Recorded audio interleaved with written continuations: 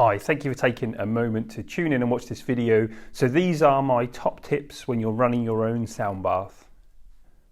So tip number one, the environment is everything.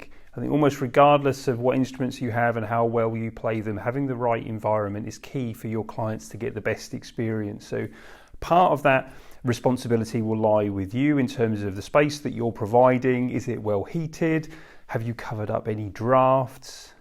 If you're doing them during the day, have you got suitable curtains or blackout blinds to just take some of that light down or make it a dark room? Obviously not pitch black, you've got some other lighting inside. Ceiling projectors are really great. Soft Himalayan salt lamps are great just to produce nice soft ambience, and maybe even an essential oils diffuser. So you've got as best you can an environment that is warm, soft lighting, managing the external lighting where you can.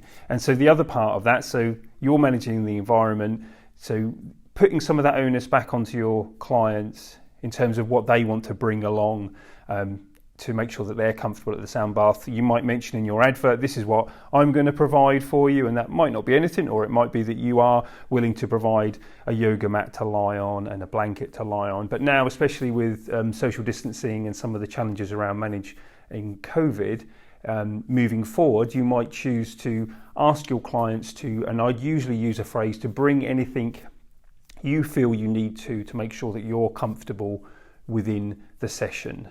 So making it clear what you expect from the clients to do. Of course, some of them might forget, some of them are not going to read, but at least you'll feel assured that you've done everything you can to create that perfect environment for your sound bath.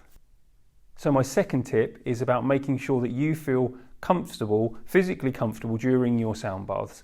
Most sound baths are about an hour long, so that's quite some time, and you're likely to be able to need to move your body during that hour sound bath.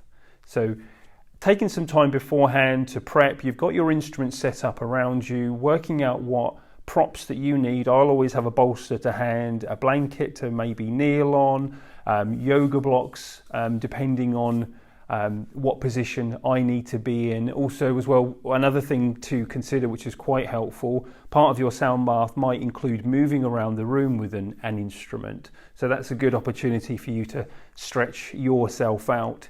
If you know that you do need to move, or you know that actually after 20 minutes I'm probably going to want to stretch my legs out a little bit, either that's stretching them from your seated position or that's stretching them from getting up, making sure that you can get up easily and comfortably without making lots of extra noise that might disturb your clients. So think about what you need to be comfortable in your sound bath. My third tip for running your sound bath is when you've got your clients into the room and they're getting comfortable, one of the key things that I like to mention is to ask them if they know they might be at risk of snoring, to lie on their side.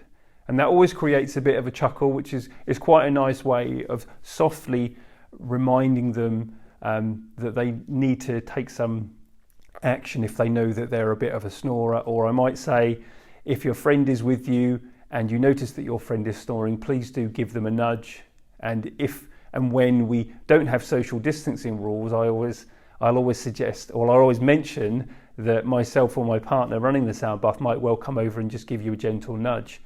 And it's usually, when you're talking about that, it's usually a bit of a laugh for the people in the room. It creates a bit of a chuckle, but I think it's really key to mention that at the start of the session, because I have run sound baths where people do snore, and of course you can't help it. We're encouraging people to relax, and for some people that means that they will snore. Lying on your side reduces that likelihood, or if you lie on your side you might snore, but it's not as noticeable, not as disruptive, because it is quite a disruptive sound for those. And even if you run a session and somebody does snore and it is a bit disruptive, at least when people leave they will feel that you as a facilitator have done as much as you can to manage that. I hope these tips were helpful. They're very valuable in running a successful sound bath and giving people the best experience possible. Please do check out our webpage, UK Holistic Training, for all of our latest training offerings. Thanks for watching.